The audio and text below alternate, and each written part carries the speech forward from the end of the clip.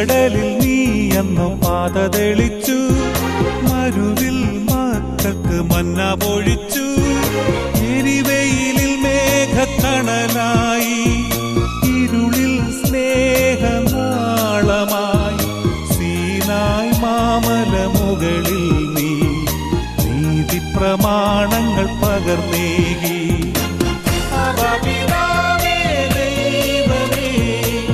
അവിടുത്തെ രാജ്യം വരേണമേ, അങ്ങേ തിരുഹിതം ഭൂമിയിൽ എന്നെന്നും നിറവേറേണമേ. ഇസ്രായേലിൻ നാഥനായി വാഴുമേ